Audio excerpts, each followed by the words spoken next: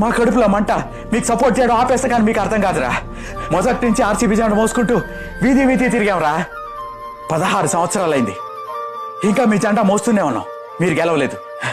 ఇన్ని సంవత్సరాలైనా మమ్మల్ని ఇంకా ట్రాల్ చేయిస్తున్నారంటే మీ కుడి చేత్తో కాదు, మీ ఎడం చేత్తో కొట్టండి మమ్మల్ని. మీరేం మమ్మల్ని ఉద్ధరించక్కర్లా. అసలు మీకున్న పని ఏంట్రా?